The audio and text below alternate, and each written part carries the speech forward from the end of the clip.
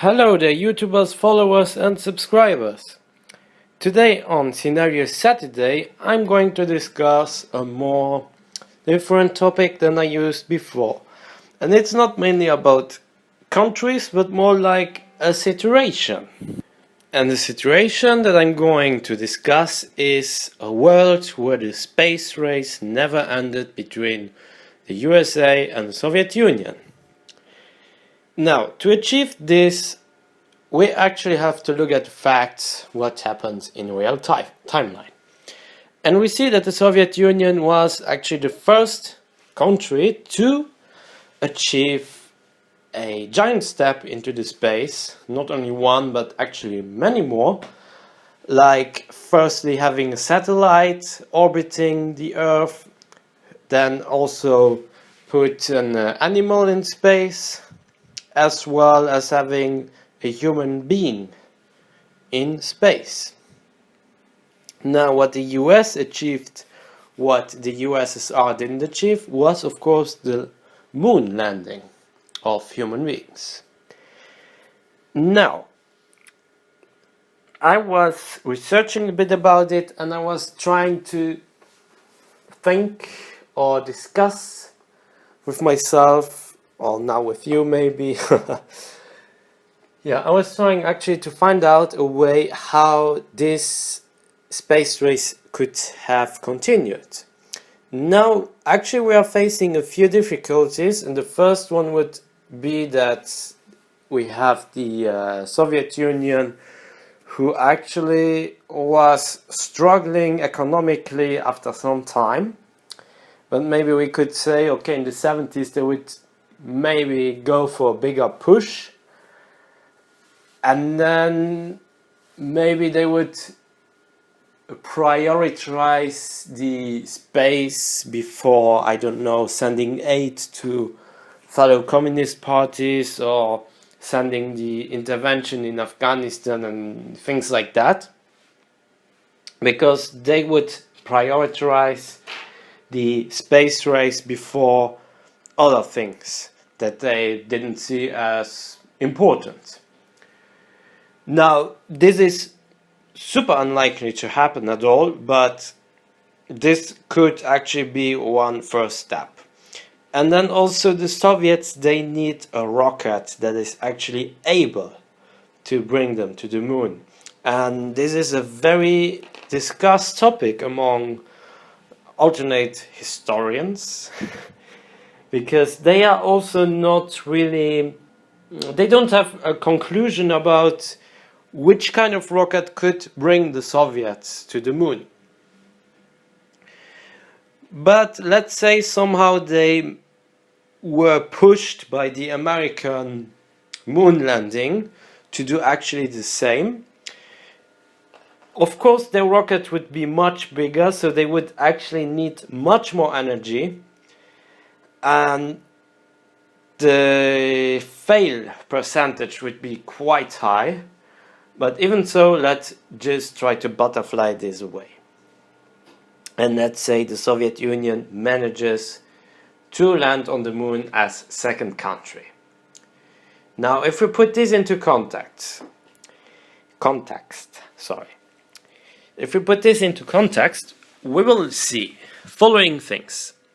The Soviet Union managed the satellite launch. The Soviet Union managed to bring the first animal into space.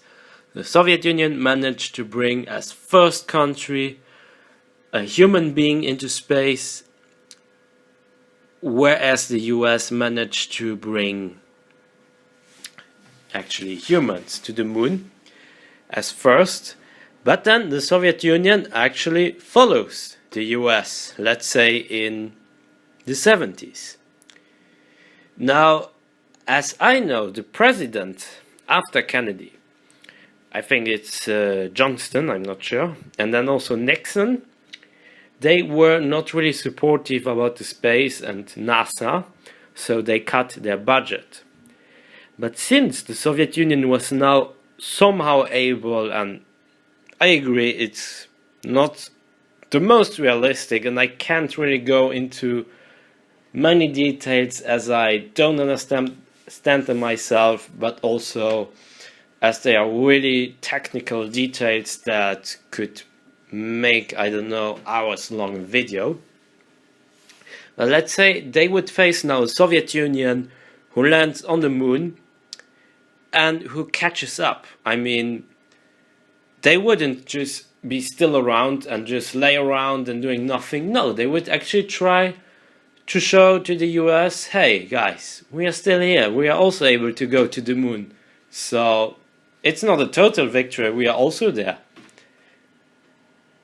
Now, the US could just ignore it and say, okay, we landed as first on the moon, mission accomplished, because as Kennedy said during the 60s, he wants to be able that during this decade of the 60s, the US would bring a man, or well, a woman, to the moon. And as we have this now in the 70s, in the alternate 70s, and we have the USSR who brought human beings to the moon, even a second nation, but they brought it, things would differ a lot. Now let's say the presidents that follow after Kennedy, they would not cut the budget of NASA dramatically, and they would even try to invest much more into education. So in one specific area they would also need to spend less money, which in that case I think the most realistic one and the most easiest one to find would be the military aspect. And since the Soviet Union would also need funds for the space race, and they would also take it from the military, the US would actually do perhaps the same, seeing that, okay, the Soviet Union is not launching a domino effect, and they could just relax. I mean, the US could just relax about it and they would actually be fueled. I mean, the anti-communism would be fueled in a different way. They would still spend the money for anti-communist reasons, but they would instead spend it on more, let's say, prestige projects as more satellites or moon flights. What else? They would be spending more money to launch more satellites to neighboring planets, to moons of the gas planets, or just like discovering the asteroid belt, whatever. And the USSR, seeing this as a competition, they would also try to catch up and even push for a first again. I mean, if they would land as second on the moon, the USSR would probably ask themselves questions on how to achieve again something prestigious as first. So now people could say, okay, what about landing to the Mars or to Venus? Well, this, under certain conditions, and again, I'm not an expert about it, and I can say probably a lot of wrong stuff. But let's say there would be some consensus to somehow be able to send a human being to Mars or maybe to Venus in the mid-80s. But before achieving this, they would actually try to send and launch more satellites to different planets, different locations, to gather pictures or to just show how impressive space is. Maybe they would also collect or try to fund more money to have huge telescopes that they can just install in different locations to discover, I don't know, more star systems. Or that's again something where they could make a push to be the first, but again it wouldn't be the same as having a human being on Mars, on Venus. Now, having this, that they would try to put a human being on Mars or Venus, we would also need to have other aspects. I mean, you wouldn't just go there without any reason just to be like the first, but you would also have other interests. And these interests, they would clearly be resources. You want to go to a certain area because you want to claim it for yourself. You need the resources. You want to sell it. Maybe not immediately. Maybe you still need analyzers and so on. But after a certain moment, maybe the US and the USSR would then come to an agreement, let's say that they would take different parts of the moon for themselves. They would maybe not annex it, but they would say these are specific interest zones that they would like to keep for themselves for scientific purposes. Of course, we would know this wouldn't be scientific purpose only, but you need science, you need analyzers to see if they're actually resources. Could this actually lead to a faster Soviet collapse? Maybe. Maybe not. Again, if they just decide to spend less money in a different area, which of course would not be the perfect solution or whatever, they could actually just have the same way as they had in our timeline. Maybe somehow magically they won't. Maybe they will still continue. Maybe some others push for the space race would still gather them together. There would be some reforms. We don't know. This is again a very different topic. But let's just try to focus on this specific time of the end 60s up to the end 80s. Now, as I said, maybe one of these two would try to send a human being on Mars, on Venus. And if they achieve this, and with the fall of the Soviet Union, I think that's where the space race would for a different moment or for that time period, it would become the same as it is right now.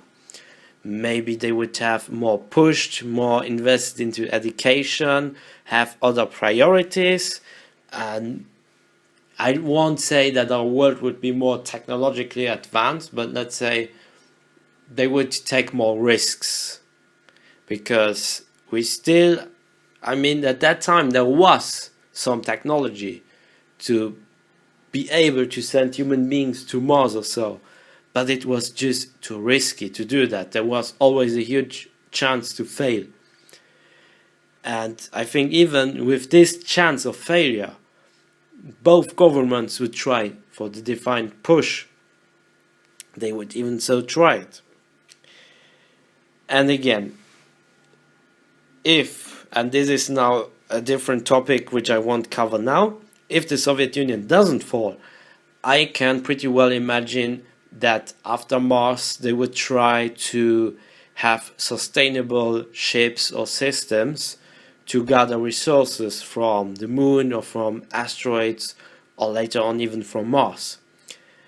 A permanent military base could also be an option, and I think if the Soviet Union goes as the second nation to the moon, they would actually try already to think ahead, because they would know that in order to claim some parts of the moon, even you don't claim it for real, you don't annex it, you would have to make sure that you already plan a permanent, how should I say, presence, permanent presence on the moon. And I could well imagine, instead of having the International Space Station, there would be like 2 permanent stations on the moon, maybe. That's very possible. If only the space race continues, maybe the US and the USSR, instead of having the ISS or any kind of International Space Station or space station for them, I don't know, they would try to make smaller stations at first on the moon to have a permanent presence, And then they would try to invest in technologies that make it possible to have sustainable flights from one point to the other. And even having huge rooms for resources and actually trying to make profit of it. For Mars, I would say it would be like the moon. They would try to go there, and then afterwards they would try to maybe send like robots, make pictures with satellites and all of that, but they would not yet be able to have a sustainable system to bring permanent human presence to Mars. I guess maybe some crazy minds they would try to plan this out, but in the 80s I don't think this would be possible. Maybe if the Soviet Union doesn't fall and both countries, both blocs are pushed to a certain extent, I would say the earliest could be like in the 2000s or maybe 2010s to start having a permanent presence on Mars. Like, I don't know, building a military station or like a little house, but nothing more. Whereas the moon would be much more, it wouldn't be a playground or fighting ground for both powers, but they could already start having issues over there. And there would for sure be a different space treaty. Maybe not a space treaty that says all of space is a collective human, belongs collectively to human beings, but more like it's not allowed to have this kind of weapons in space, or one should not annex different areas of space. It could be like a similar treaty as the one of Antarctica, having several powers who would try to not really claim, not really annex these territories, but making like a special zone interest or zone of special interest, whatever you want to call it. Now, I don't want to go further than Mars or even Venus, even I didn't talk about Venus, but it would be almost the same. As I'm not sure and not able to have so much technological knowledge to make a correct prediction of cost and of speed and when it could happen. But again, if the USSR doesn't fall, there is a possibility that in future, like, I don't know, in the 2050s or whatever you want to have as time, they would then also go to make man landings on the moons of Jupiter or on the moons of Saturn, or maybe on Ceres as well, on this dwarf planet that is currently located in the asteroid belt. It could go even further. Maybe they would make specific investments in drives that are like really fast, and without a huge anti-nuclear power lobby, they could actually be able to exploit the nuclear power into with its benefits of speed or of power. Again, it's all pure speculation and we don't know how it could end, but I'm sure that if the USSR would be able to land as second country to the moon, there would be a stronger push to go to Mars as first, and there would be a push to gather somehow resources from the moon and creating sustainable systems of transportation. Now, that was it. I know it's a very long video, but it's a very fascinating topic, and you can always leave your comment, have your own input, and lead a discussion. Maybe you have like a different discussion about it, maybe a different point of view, I don't know, more information, so let me know. I will check it out, and for now I will just leave you and say bye until next time. I'm Althistory Luxembourg.